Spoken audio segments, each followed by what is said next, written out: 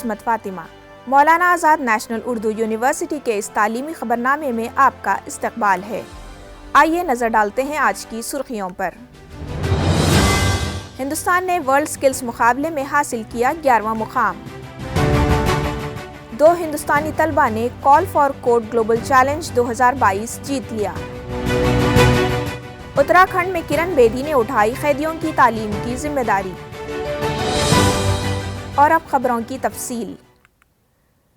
World skills competition مہارتوں کی اہمیت کے اظہار اور دنیا بھر میں ہنرمند پیشہ ور افراد کی تعریف و تحسین کا معیار ہے۔ یہ ہر 2 سال میں ایک بار منعقد کیا جاتا ہے اور اس سال یہ 3 ستمبر سے 28 نومبر 2022 تک یورپ، شمالی امریکہ اور مشرقی ایشیا میں منعقد کیا گیا۔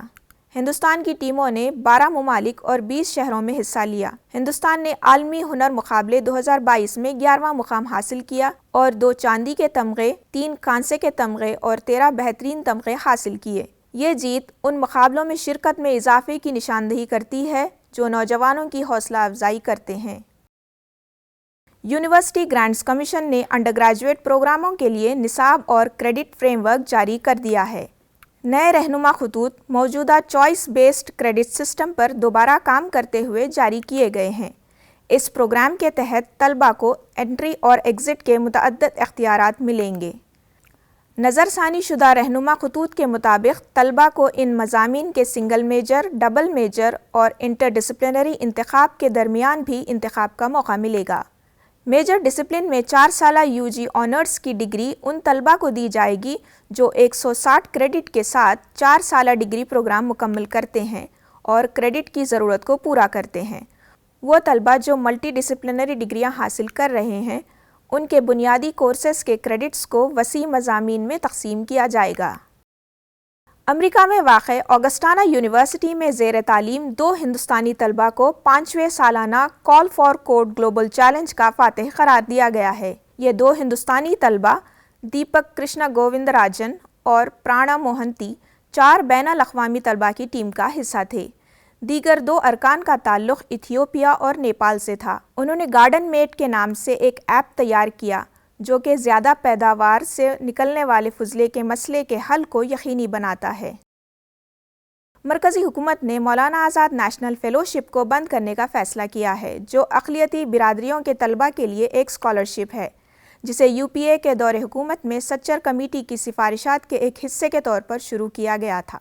مرکزی اقلیتی امور کی وزیر اسمرتی ایرانی نے لوک سبھا کو بتایا کہ یہ فیصلہ اس لیے کیا گیا ہے کہ یہ اسکیم حکومت کی طرف سے لاگو کی گئی اعلیٰ تعلیم کے لیے مختلف دیگر فیلوشپ اسکیموں کے ساتھ اوورلیپ ہو رہی تھی اور اقلیتی طلبہ پہلے سے ہی اس طرح کی اسکیموں سے استفادہ کر رہے ہیں۔ سابق IPS آفیسر کرن بیدی جیل میں بند قیدیوں کے لیے ایک قابل تقلید کام کرنے جا رہی ہیں۔ کرن بیدی ہریدوار جیل کے قیدیوں کو تعلیم فراہم کریں گی۔ قیدیوں کو تعلیم کی اہمیت بتاتے ہوئے کرن بیدی نے کہا کہ آپ سبھی تعلیم حاصل کر کے اچھے شہری بن سکتے ہیں۔ انہوں نے کہا کہ جو لوگ تعلیم حاصل کرنا چاہتے ہیں ان کی ذمہ داری انڈیا ویژن فاؤنڈیشن لے گی۔ اتر پردیش حکومت کا مشن نرمیا مسلسل ترقی کی طرف گامزن ہے۔ اس مشن کے تحت نرسنگ اور پیرامیڈیکل اداروں کی سالانہ درجہ بندی کے لیے پالیسی بنانے کے فوراً بعد ریاستی طبی فیکلٹی نے اب پورے اتر پردیش میں پھیلے 12 اداروں کے ساتھ میمورنڈم آف ایسوسی ایشن پر دستخط کیے ہیں، جو ریاست کے دیگر اداروں کے ساتھ ہم آہنگ ہیں۔